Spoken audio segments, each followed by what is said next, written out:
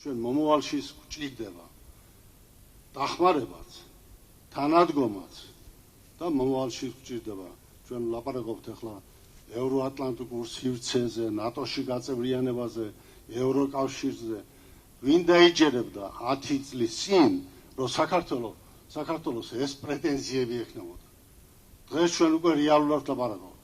დაახლოებით სახელმწიფო პროგრამის 70-75 თითქმის 80%, რაც ნატოსთან გაწევრიანებასთან, ნატოში გაწევრიანებასთან არის დაკავშირებული, თითქმის შესრულებულია. შესრულდება, ყველაფერი შესრულდება. და იმასაც გეტყვით, რომ ჩვენ აქამდე ასე ვლაპარაკობდით. საქართველოს ჭირდება ნატო. მე ახლა ცოტა სხვანაირად ლაპარაკობ. ნატოსაც ჭირდება საქართველო.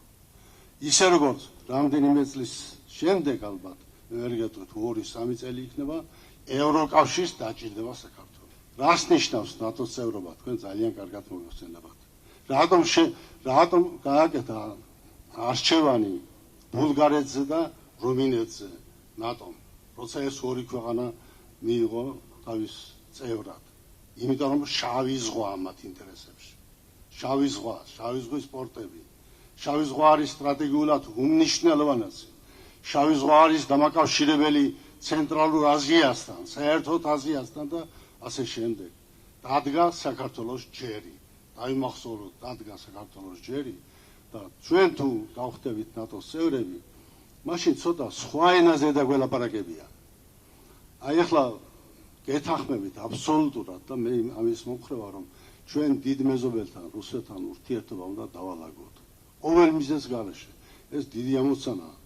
მაგრამ ეს არ მოხდება, მანამ სანამ ისინი ლაპარაკობენ იმის შესახებ, რომ ჩვენ გვაქვს უფლება პრევენტიული დარტყმები მივაყენოთ იმ ქვეყნებს, რომლებიც საფრთხეს წარმოადგენენ რუსეთისათვის. და საქართველოს საფრთხეს წარმოადგენს. ან უზბეკეთია საფრთხე რუსეთისათვის? ან გერმანია საფრთხე? ან რუმინეთი? რომელი ქვეყანაა? რას გულისხმობენ? და მე დღეს ისიც კი უთხარით შემეგობარს, რომელიც აქ ჩამოვიდა, რომ სხვათა შორის ზოგიერთი გამონათქვამი ჰიტლერისაც მახსოვს. ის არ ამბობდა, რომ ჩვენ უნდა დავიპყროთ მთელი ევროპა.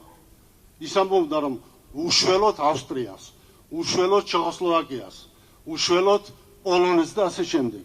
მე არ მინდა ახლა პირდაპირ შედარება იყოს, მაგრამ ის რაც ზოგიერთმა სახელმწიფო მოღვაწემ იხმარა, გამოთქმა პრევენტიული დარტყმის უფლება, თუ კი მათი ეროვნების ხალხი, რუსი მოქალაქეები რაღაც საფრთხის ქვეშ დადგებიან ამათ ქვეყანაში, მათ ამის უფლება აქვთ. არავის არ აქვს დღევანდელ მსოფლიოში პრევენტიული დარტყმების უფლება. არავის. არც რუსეთს და არც რომელიმე სხვა სახელმწიფოს. თუ სხვა ენაზე ვილაპარაკებთ, სხვა ენა ჩვენთვის გასაგებია. ძალიან კარგად გვესმის. რა აწუხებს რუსეთს, მას რა ჭირდება, რა ინტერესებია. ჩვენ გვინდა მხარი დაუჭიროთ მას და მხარსაც დაუჭერთ, მაგრამ მხოლოდ და მხოლოდ იმ შემთხვევაში, თუ ეს ქვეყანა იქნება სამართლიანი, ობიექტური და თვითონ განწყობილი თანამშრომლობისათვის. თანამშრომლობის პირველი მაგალითი დიდმა სახელმწიფომ უნდა მიცეს. ასე იყო ისტორიულად და ასე არის დღესაც.